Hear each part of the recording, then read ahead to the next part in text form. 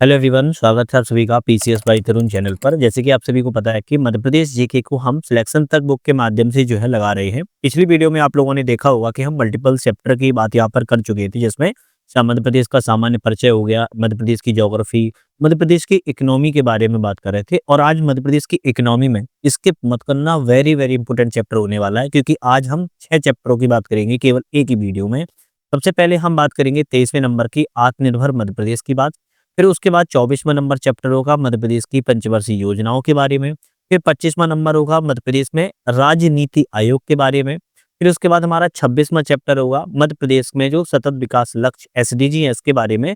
और 27वां चैप्टर होगा बौद्धिक संपदा अधिकार आईपीआर के बारे में बात करेंगे। तो आज हम 5 से 6 चैप्टर की केवल एक ही वीडियो में बात करने वाले हैं। तो बहुत ही ज्यादा आज का जो सेशन है बहुत इंपॉर्टेंट होने वाला है। चैनल पे नए हो सब्सक्राइब लाइक शेयर जरूर कर लीजिएगा।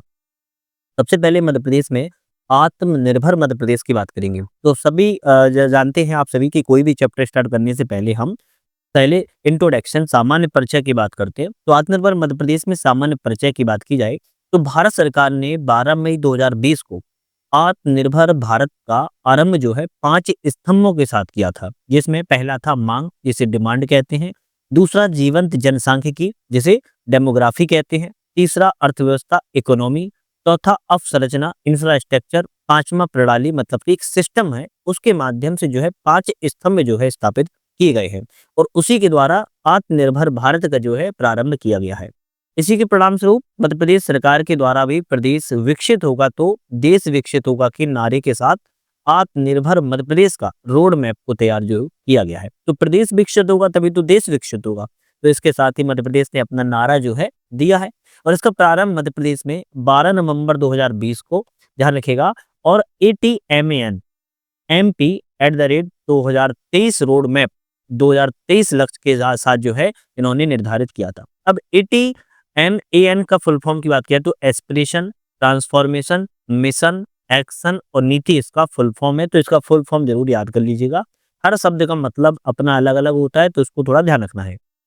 स्तंभ आत्मनिर्भर मध्य प्रदेश के 4 स्तंभ है। अब ये तो भारत के थे 5 स्तंभ, है ना। मध्य प्रदेश के 4 स्तंभों की बात की जाए, भौतिक अधोसंरचना मतलब कि इंफ्रास्ट्रक्चर के बारे में, सुशासन गवर्नेंस के बारे में, स्वास्थ्य एवं शिक्षा मतलब कि एजुकेशन और आपके हेल्थ के बारे में, इकोनॉमी और आपके रोजगार अर्थव्यवस्था और रोजगार के बारे में है। तो इसी के द्वारा ना बहुत सारी चीजों की शुरुआत की गई है मध्य प्रदेश में। जैसे सबसे पहले इंफ्रास्ट्रक्चर की बात की जाए, इंफ्रास्ट्रक्चर की बात की जाए, सड़क अधोसंरचना, सड़क का इंफ्रास्ट्रक्चर के लिए फ्लैगशिप योजना के लिए फास्ट ट्रैक विकास एवं चंबल नर्मदा एक्सप्रेसवे का निर्माण की बात की गई है।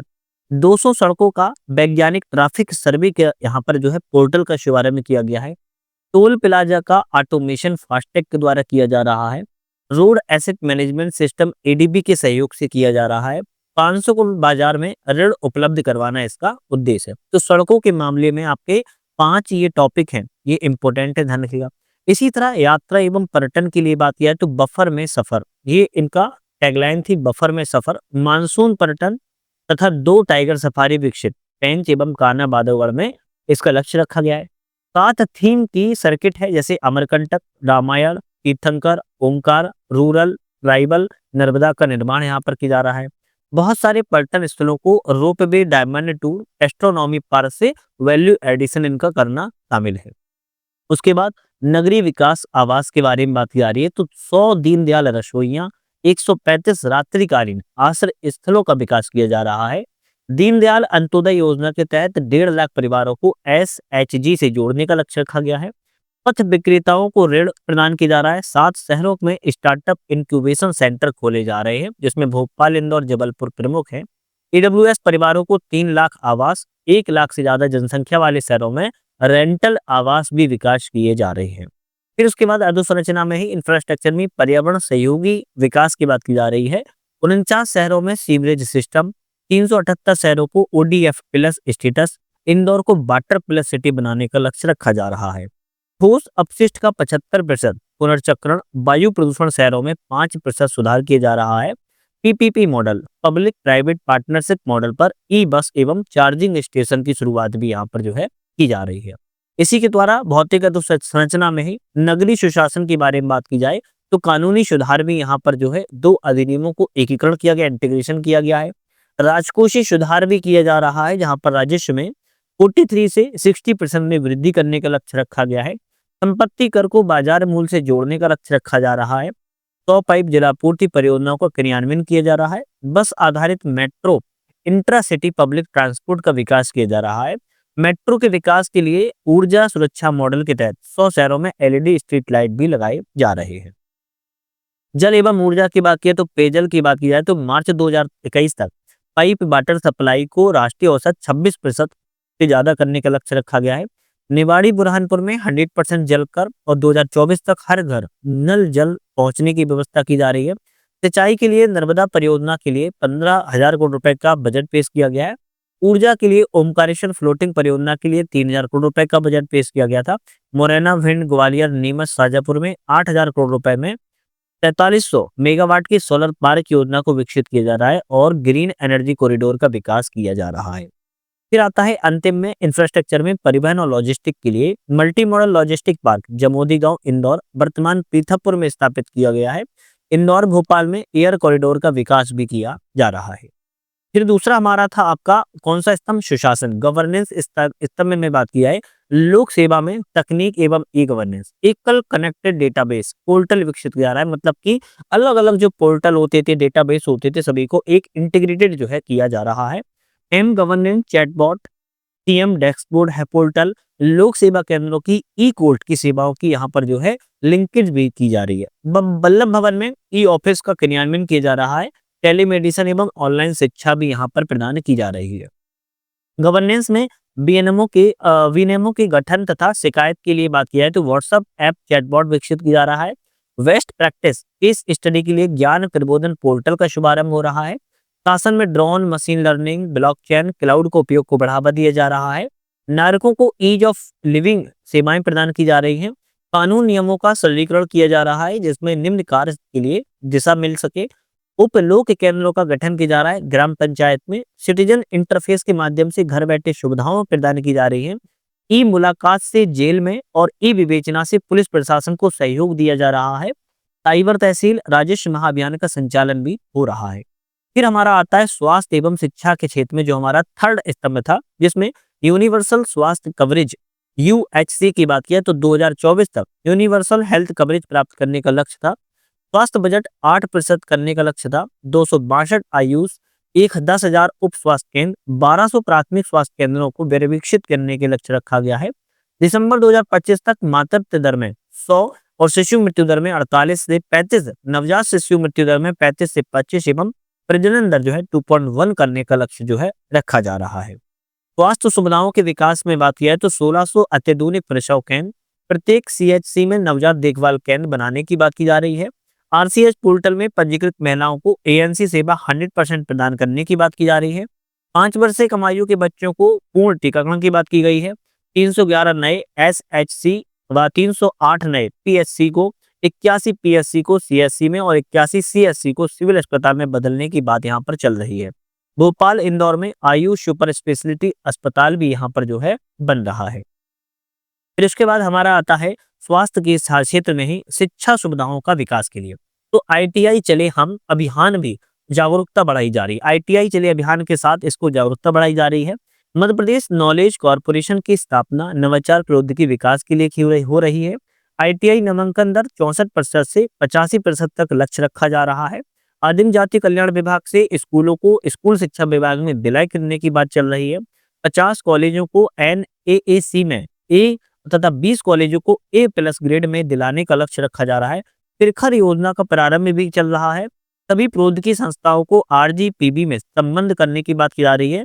10 संभाग में आईटीआई में 5 स्टार्टअप स्थापित करने के लिए भी जागरूक फैल हो रहा है। अर्थव्यवस्था और रोजगार के क्षेत्र में, और ये थोड़ा इंपॉर्टेंट है, यहाँ से एग्जाम में बनते हैं, तो सबसे पहले आता है इसमें कृषि के क्षेत्र में। तो कृषि संबंधी जितने भी क्षेत्र होते हैं उनसे संबंधित प्रत्येक किसान को मृदा स्वास्थ्य कार्ड एवं चारा उत्पादन को रकबे को 2 गुना करने का लक्ष्य रखा गया है। सूक्ष्म सिंचाई के लिए हरित क्रांति कंपनी का गठन किया जा गया है। 3000 बीज ग्राम, 1000 जलवायु अनुकूल ग्राम, 3000 नए कस्टम फर्स्ट हायरिंग सेंटर, 10,000 बाद 1000 यंत्र दूत ग्राम विकसित करने का लक्ष्य रखा गया है। 75,000 हेक्टेयर भूमि विकास, 5 लाख हेक्टेयर जैविक मल्चिंग को बढ़ावा, 4 लाख हेक्टेयर पर जैविक खेती, हलधर योजना के तहत 1 लाख हेक्टेयर भूमि की गहरी जुताई तथा बात की जा रही है 15,000 सोलर पंप जो है वितरण भी यहाँ पर किए जा रहे हैं। फिर आता है हमारा राज्य स्तरीय की बात की जाए तो हार्वेस्ट प्रबंधन संस्थान है ना, 5 फसल बात की जा रही है अनुसंधान प्रयोगशाला, 10 संभागों में बीज परीक्षण प्रयोगशाला, 10 कृषि यंत्र विकास संस्थान, कृषि विश्वविद्यालय जबलपुर में फाइटो सैनिटरी लैब स्थापित की जा रहे हैं। बुंदेलखंड में पान की खेती को किसानों से जोड़ने का लक्ष्य रखा गया है, ध्यान रखिएगा। अब आता है विपणन सुधार, मतलब कि अर्थव्यवस्था से मार्केटिंग, विपणन का मतलब क्या होता है, मार्केटिंग सुधार किए जा रहे हैं कि 30 निजी बाजार, 100 प्रत्यक्ष खरीद केंद्र की स्थापना की जा रही है। सभी मंडियों को ई नाम से जोड़ने का लक्ष्य रखा गया है। सरबती गेहूं, लाल चना, पिपरिया तुअर, काली मूंग चावल, जीरा संकर चावल, चिन्नौर चावल को जीआई टैग प्रदान किया जा रहा है। बागवानी क्लस्टर में 1 लाख मीट्रिक टन भंडारण क्षमता और गामा रे प्रकाशन संयंत्र की स्थापना की जा रही है। भंडारण को बढ़ावा देने के लिए 500 एफपीओ सहयोग और 35 पुराने एएमसी को आधुनिकीकरण जो है किया जा रहा है। पशुपालन के क्षेत्र में बात किया है तो कृत्रिम गर्भाधान को 32 से 50% करने का लक्ष्य रखा गया है। नंदीशाला योजना के द्वारा देसी दुधारू पशुओं को प्राकृतिक गर्भाधान बढ़ावा दिया जा रहा है। 3 लाख पशुपालकों को किसान क्रेडिट कार्ड की सुविधा मिल रही है। 800 दूध सहकारी समितियों का गठन किया जा रहा है। 2 डेयरी प्रौद्योगिकी कॉलेज खोलना, 4000 हेक्टेयर में शहतूत रेशम उत्पादन बढ़ाना, 5 रेशम उत्पादन क्लस्टर तथा मधुमक्खी पालन को बढ़ाने की बात की गई है। वहीं औद्योगिक क्षेत्र में बात की जाए तो नए औद्योगिक क्लस्टर, प्रत्येक जिले के उत्पाद को पहचान देना, चंबल नर्मदा एक्सप्रेसवे के समीप कॉरिडोर का बनाना, निवेश वृद्धि के लिए 3 नए इनलैंड कंटेनर डिपो का निर्माण करना, मोहशा बाबई में फार्मा क्लस्टर का विकास करना, एमएसएमई के 10 एकीकृत क्लस्टर का विकास करना, भोपाल इंदौर, भोपाल बीना, जबलपुर सिंगरौली, मुरैना बीना 4 निवेश अर्ली बर्ड प्रोजेक्ट को लागू करना, स्टार्टअप और बिजनेस इन 30 डेज के एमपी पोर्टल में 18 सेवाएं प्रदान करना, 100 नवीन खाद्य प्रसंस्करण इकाइयों को स्थापित करना और ग्लोबल स्किल पार्क में प्रतिवर्ष 6000 युवाओं को प्रशिक्षण देना, इसका जो है लक्ष्य रखा गया है। तो अभी हमने यहाँ पर जो है आपके आत्मनिर्भर मध्य प्रदेश की बात की, जो कि बहुत ज्यादा महत्वपूर्ण। नेक्स्ट हमारा चैप्टर आता है यहाँ पर मध्य प्रदेश में पंचवर्षीय योजनाओं के बारे में। अब पंचवर्षीय योजना हमारा 24वां चैप्टर है और ये इंपोर्टेंट चैप्टर है। हम क्योंकि हर चैप्टर को बहुत अच्छे डिटेल से पढ़ रहे हैं तो एग्जाम्स के लिए महत्वपूर्ण भी है ना। तो मध्य प्रदेश में पंचवर्षीय योजनाओं की बात की जाए और यहाँ से 1 से 2 क्वेश्चन आपके देखो हर एग्जाम में आते हैं, ध्यान रखना है। सामान्य परिचय पहले बात किया है तो भारतीय योजना आयोग की सिफारिश 24 अक्टूबर 1972 में की गई थी, गठन किया गया था और उस समय मुख्यमंत्री मध्य प्रदेश में प्रकाश चंद सेठी थे। प्रथम अध्यक्ष की बात किया है मुख्यमंत्री पदेन होते हैं। मध्य प्रदेश में नीति आयोग का गठन 9 जुलाई 2019 को हुआ था। वर्ष 2020 में राज्य योजना मंडल को समाप्त कर दिया गया एवं मध्य प्रदेश राज्य नीति एवं योजना आयोग 28 अगस्त 2023 को स्थापित किया गया और वर्तमान नाम इसका मध्य प्रदेश राज्य नीति आयोग है। तो वर्तमान नाम याद रखना है, मध्य प्रदेश में जो पंचवर्षीय योजनाओं को लागू करता था इसका मध्य प्रदेश राज्य नीति आयोग जो है कर दिया गया है। मध्य प्रदेश की प्रमुख पंचवर्षीय योजनाओं के बारे में जैसे थोड़ा बात किया है। पहली पंचवर्षीय योजना 1951 से 56 थी। कृषि अधोसंरचना को बढ़ावा देने के लिए इसका लक्ष्य रखा गया था। मध्य प्रदेश तब 4 हिस्सों में विभाजित था, मध्य भारत, महाकौशल, भोपाल राज एवं विंध्य प्रदेश। दूसरा इसमें पॉइंट है कि विकास योजनाएं क्षेत्रीय प्राथमिकताओं के अनुसार बनी हुई थी उस समय। कुल परिव्यय 30.97% कृषि एवं सामुदायिक विकास के लिए और 22.57% सिंचाई एवं विद्युत हेतु इसके यहाँ पर जो है रखा गया था। 7 मार्च 1954 को गांधी सागर बांध का उद्घाटन पंडित जवाहरलाल नेहरू जी के द्वारा किया गया था और इस पंचवर्षीय योजना का काल में संचित क्षेत्र सर्वाधिक था। तो अभी आपको लग रहा होगा सर ये पहली योजना है और योजना खत्म भी हो चुकी है, अब थोड़ा ना एग्जाम में आएगा। तो देख सकते हैं एमपीएससी 2024 में क्वेश्चन आया हुआ है कि किस काल में संचित क्षेत्र सर्वाधिक था। तो 1951-56 के काल में पहली पंचवर्षीय योजना में था। तो ये इंपोर्टेंट क्वेश्चन इसीलिए हो जाती है। चलिए सेकेंड हमारी योजना आती है 1956 से 61 के दौरान कृषि के साथ साथ उद्योगों को यहाँ पर विकास करने का बढ़ावा दिया गया था। योजना अवधि में मध्य प्रदेश राज्य का गठन हुआ था। 1956 में आपको ध्यान होगा सीमेंट और टेक्सटाइल उद्योग का विकास के लिए लक्ष्य था। तीसरी आपकी योजना थी 1961 से 66 में, इसमें सिंचाई कृषि शिक्षा के लिए संबंधित था। गठन के बाद मध्य प्रदेश की पहली बात किया है तो राज्य स्तरीय पंचवर्षीय योजना थी। निर्धारण की बात की जाए इसमें राज्य के साधन आवश्यकताओं और क्षमताओं के आधार पर इसका निर्धारण किया गया था। अंतिम 2 वर्षों में प्राकृतिक संकट, राजनीतिक अस्थिरता के कारण 1966 से 69 में 3 वार्षिक योजनाओं भी बनाई गई थी। तो 66 से 69 में 3 अलग-अलग 3 वार्षिक योजनाओं को बनाया गया था। चौथी आपकी योजना थी 1969 से 74, जिसमें विकास क्या था, स्थायित्व करना, मतलब जितना भी अभी विकास हुआ था उसको एक स्टेबल करना था। इस योजना का मुख्य उद्देश्य विदेशी सहयोग के अभाव में राज्य के विकास कार्यक्रमों को स्थायी गति प्रदान करना था। ये सबसे प्रमुख उद्देश्य था। पांचवा था 1974 से 78 के दरमियान कृषि विकास को फिर से बढ़ावा देना, निर्धनता को हटाना और आत्मनिर्भरता को बढ़ावा देना। और इस काल में सबसे ज्यादा जो वार्षिक योजना बनी थी 1979 से 80 के दौरान। छठवीं हमारी योजना आती है 1980 से 85 के दरमियान, कृषि से संबंधित ये भी थी।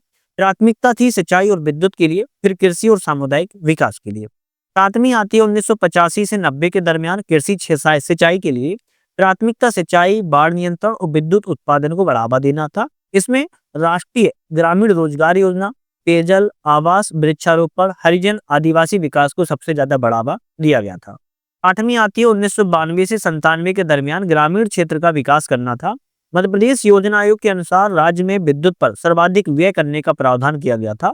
उसके बाद सिंचाई, बाढ़ पर व्यय करने का प्रावधान को लक्ष्य रखा गया था।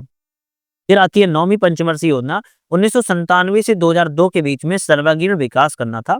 प्राथमिकता थी विद्युत, कृषि, सामाजिक विकास करना, स्वास्थ्य, शिक्षा, पोषण, कमजोर वर्गों की कल्याण करने के लिए। 10वीं बहुत ज्यादा इंपॉर्टेंट है और यहाँ से एग्जाम में आती है, 2002 से 2007 के बीच में रही है। समग्र विकास करना इसका लक्ष्य था। गरीबी हटाने के लिए आय वृद्धि और रोजगार कार्यक्रम चलाए गए थे। 2011 तक जनसंख्या वृद्धि दर 1.62% लाने का लक्ष्य था। सभी गांवों को स्वच्छ पेयजल सुविधाएं प्रदान करना था। साक्षरता दर में 75% बढ़ाने का लक्ष्य था। सिंचाई, ऊर्जा, सड़क, सूचना, बायोटेक्नोलॉजी का विकास करना था। कृषि के लिए 6.28 परिव्यय का लक्ष्य रखा गया था। फिर आती है सेकेंड लास्ट 11वीं पंचवर्षीय योजना 2007 से 12 के दरमियान, तीव्र अत्यधिक समावेशी विकास के लिए।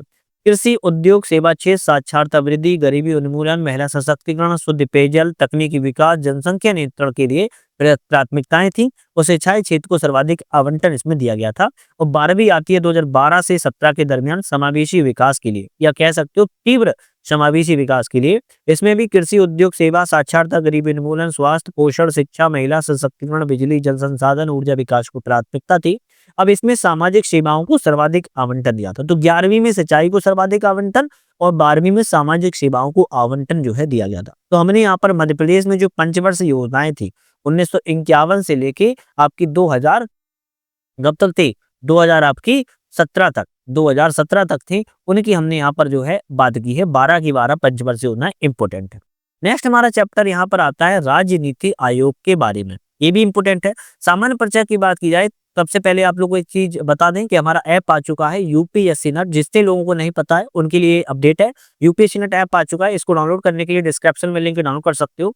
मल्टीपल टेस्ट सीरीज हैं, आप उनको भी ज्वाइन कर सकते हो। और टेस्ट सीरीज के अलावा अगर बात की जाए, यहाँ पर हमने मल्टीपल्स आपकी पीडीएफ टेस्ट सीरीज की हमने दे रखी है, उनको भी आप लोग थोड़ा ज्वाइन करके डाउनलोड कर लीजिएगा।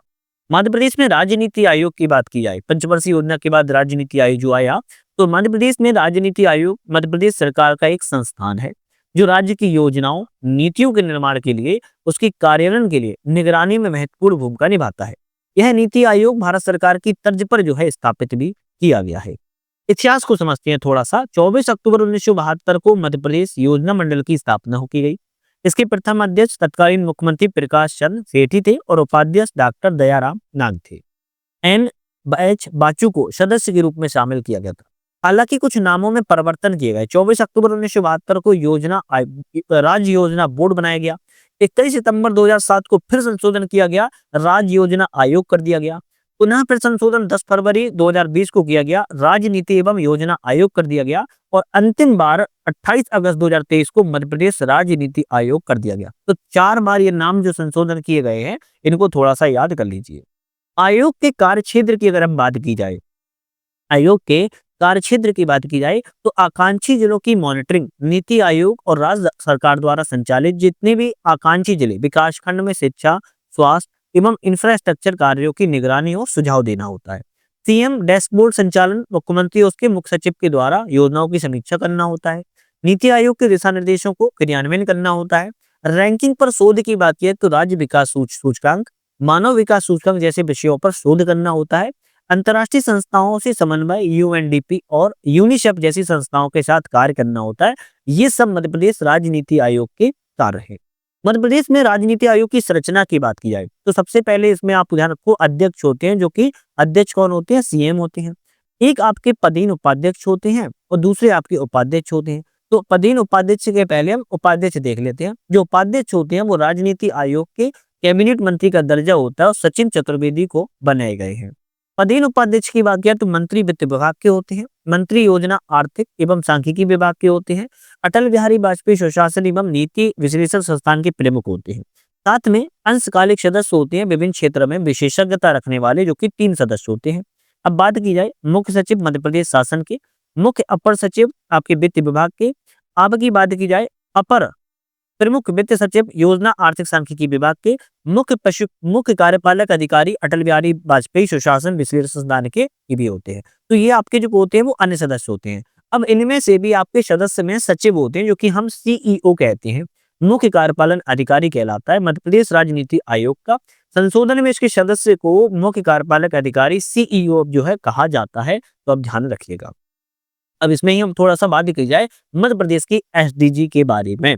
अब एसडीजी के बारे में क्यों बात करेंगे? देखो, आज की वीडियो का ये अंतिम चैप्टर हो सकता है, लेकिन एसडीजी के बारे में क्यों बात करें? क्योंकि जो गोल्स हैं सबसे ज्यादा एग्जाम में आ रहे हैं, आजकल सबसे ज्यादा एग्जाम में आ रहे हैं, तो समझ लेते हैं। तो सतत विकास का सबसे पहले जो अवधारणा है ब्रिटलैंड रिपोर्ट की प्रस्तुत की गई थी और भारत के इसके जो जनक है प्रोफेसर एम.एस. स्वामीनाथन को जो है माना जाता है। सितंबर 2015 में संयुक्त राष्ट्र की 117वीं बैठक हुई। मिलेनियम डेवलपमेंट गोल एमडीजी जैसे कहते थे, उसके स्थान पर सतत विकास लक्ष्य मतलब कि एसडीजी 2030 का मसौदा तैयार किया गया, जिसमें 17 लक्ष्य, 169 उपलक्ष्य और 232 संकेतक को शामिल किया गया। अब एग्जाम में कभी कभी ये भी आते हैं 70 क्या है, 70 हमारे गोल्स हैं, ध्यान रखिएगा, और 169 की बात किया क्या है, हमारे उपलक्ष्य हैं, ये भी ध्यान रखना है, ये आपके लक्ष्य हैं। और 232 पूछी जाए तो इंडिकेटर्स हैं, ध्यान रखिए। नीति आयोग की सतत विकास की बात की जाए तो पहली रिपोर्ट जो है 2018 में पेश की गई थी और सबसे नवीन जो है चौथी सतत विकास रिपोर्ट की 2023-24 में पेश की गई, जिसे 4.0 कहते हैं। इसमें श्रेणियां 100 अंकों के विभाजन और उपलब्धियों के आधार पर रखी जाती हैं। अब 100 की बात की जाए तो 0 से जो 49 तक आते हैं उन्हें हम एस्पिरेंट आकांक्षी प्रतियोगी कहते हैं। 50 से 64 तक जिन्हें आते हैं उनको प्रदर्शनकर्ता परफॉर्मर कहते हैं। 65 से 99 में जो आते हैं उन्हें अग्रणी कहते हैं, फ्रंट रनर कहते हैं, और जो 100 नंबर का होता है उसे लक्ष्य प्राप्ति हो जाती है, उसे अचीवर्स के रूप में कहते हैं। सतत विकास की बात की जाए तो आर्थिक पर्यावरणीय संसाधनों को वर्तमान पीढ़ी भविष्य पीढ़ी की आवश्यकता को ध्यान में रखकर विकास प्रक्रिया बनाना, उसको हम सतत विकास कहते हैं। मतलब कि आसान शब्दों में ऐसे समझे, मान लो ये पेड़ लगा हुआ है, इस पेड़ से हमें आज वर्तमान में उपयोग करना है, तो वर्तमान में आज हमें इस पेड़ का उपयोग करना है, कटाई कर रहा है मान लो इसकी, तो इतना ही काटे कि भविष्य में जब पीढ़ी आए, जो हमारे बच्चे आए, पीढ़ियां आए, तो उनको उसकी आवश्यकता पड़े तो वो भी उसका उपयोग कर सके। हमें संधारणीय उपयोग करना है, हमें सतत विकास करना है, सबका साथ सभी का विकास, मतलब कि आज भी विकास हो सके और भविष्य में आने वाली पीढ़ियों का भी विकास हो सके। इस तरीके से हमें आर्थिक और पर्यावरण का संसाधनों का दोहन करना या उपयोग करना है। इसको कहते हैं एसडीजी या सस्टेनेबल डेवलपमेंट गोल, ध्यान रखिएगा। बात की जाए मध्य प्रदेश में सतत विकास लक्ष्य की तो परफॉर्मर श्रेणी में 52, परफॉर्मर में 58, परफॉर्मर में 62 और आपके फ्रंट रनर में 67 आपके जो है इंडेक्स के स्कोर है। एसडीजी 4.0 की बात की जाए 2023-24 में मध्य प्रदेश ने 67 अंकों के साथ 67 अंकों के साथ जो है आपके फ्रंट रनर का दर्जा जो है हासिल किया है। उसके जो राष्ट्रीय औसत है वो 71 है। राज्य देश भर में 18वें स्थान पर है। मध्य प्रदेश ने 67 स्थान फ्रंट रनर में स्कोर अंकों के साथ भी 18वें स्थान पर जो है आपका मध्य प्रदेश है। 2023-24 में सतत विकास लक्ष्यों के तहत मध्य प्रदेश के विभिन्न क्षेत्रों में प्रदर्शन, वितरण, स्कोर, राष्ट्रीय रैंकिंग श्रेणियों में आपकी जो है सारणी को बनाया गया है। अगर हम सारणी की बात यहाँ पर की जाए तो लक्ष्य 1 की बात की है तो गरीबी उन्मूलन है, तो इस पर भी एक वीडियो मैम ने बनाई थी, सपना मैम ने। आपकी जो एसडीजी 17 जो गोल्स होते हैं, एसडीजी 17 गोल्स हैं, उसके बारे में मैम ने ट्रिक से बताया था, तो आप लोग जाके थोड़ा जरूर देख लीजिएगा। अभी हम जितनी भी अब ये बात कर रहे हैं ना 2023-24 की, मध्य प्रदेश के लिहाज से बात कर रहे हैं। सबसे पहले तो ये समझे कि मध्य प्रदेश को देश में कौन सी रैंक मिली है, तो इतना स्कोर है, किस क्षेत्र में है और किस श्रेणी में रखा गया है। ठीक है, तो एसडीजी लक्ष्य 1 में बात किया है तो गरीबी उन्मूलन है। 63 स्कोर के साथ 19वीं देश में रैंक है। सूचकांक के अनुसार मध्य प्रदेश 1.36 करोड़ व्यक्तियों को बहुआमी गरीबी से बाहर निकाल चुका है। अब देख सकते हो 2024 में आया क्वेश्चन था, फ्रंट रनर की श्रेणी में मध्य प्रदेश को रखा गया है। दूसरा लक्ष्य है हमारा भुखमरी उन्मूलन, जिसमें 48 स्कोर मध्य प्रदेश का है, 21वीं देश में रैंक है। मध्य प्रदेश 97.87% लाभार्थियों को राष्ट्रीय खाद्य सुरक्षा अधिनियम के तहत कवर करता है और एस्पिरेंट की श्रेणी में है। तीसरा हमारा लक्ष्य है अच्छा स्वास्थ्य एवं जीवन स्तर। 56 स्कोर है मध्य प्रदेश का और सब देश में 27वीं रैंक है। कुल प्रसव में बात की जाए तो संस्थागत 98.4% है ना, और बात की जाए 0 से 12 माह आयु के 93.19% को पूर्ण टीकाकरण किया गया है और परफॉर्मर की श्रेणी में रखा गया है। फिर आता है लक्ष्य 4, जिसमें गुणवत्तापूर्ण शिक्षा के बारे में बात की गई है। स्कोर जो बात किया तो 49 है और 23वीं रैंक है। प्रदेश का ग्रास इनरोलमेंट जो है ऋषि राष्ट्रीय स्तर से ज्यादा है, जो कि एस्पिरेंट में आता है। फिर आता है आपका लक्ष्य 5, लैंगिक समानता के बारे में। 48 स्कोर है, 18 देश में रैंक है। प्रदेश में जन्म के समय लिंगानुपात 950 के लक्ष्य के विरुद्ध 956 रखा है, जो कि एस्पिरेंट की श्रेणी में आता है। लक्ष्य 6 की बात किया तो साफ पानी एवं स्वच्छता के बारे में है। 87 स्कोर है, 16वें नंबर पर देश में आता है। इंदौर वाटर प्लस तथा देश का सबसे स्वच्छ शहर है और फ्रंट रनर की श्रेणी में आता है। लक्ष्य 7 की बात किया सस्ती और स्वच्छ ऊर्जा के बारे में है। 90 स्कोर है, देश में रैंक की बात किया तो 18वीं है। प्रदेश के 100% घरों तक बिजली की पहुंच प्रदान करना है, फ्रंट रनर की श्रेणी में आता है। लक्ष्य 8 की बात किया तो अच्छा काम आर्थिक विकास से संबंधित है। 64 स्कोर के साथ 21वीं रैंक देश में है। प्रधानमंत्री जन धन योजना के तहत महिला खाता धारकों को 50% से बढ़कर 55.97% लक्ष्य रखा है, परफॉर्मर की श्रेणी में आता है। लक्ष्य 9 की बात किया तो उद्योग नवाचार अधोसंरचना के बारे में 39वां स्कोर है और 25वीं देश में रैंक है। ग्रामीण सड़क योजना का लक्षित बस्तियों में 39.98% पहुंच है और एस्पिरेंट की श्रेणी में जो है आता है। उसके बाद लक्ष्य 10 की बात किया तो असमानता में कमी है और 54वीं रैंक है देश का, 54 स्कोर है और देश में रैंक 26वीं है। पंचायती राज संस्थाओं में 50% महिलाओं का प्रतिनिधित्व जो है परफॉर्मर में आता है। लक्ष्य 11 की बात किया है सतत शहरी सामुदायिक विकास में 86 स्कोर है और 6वें देश में रैंक पर है। 2018-19 में 39 था, 2020-21 में 54 हो गया है और फ्रंट रनर की श्रेणी में आता है।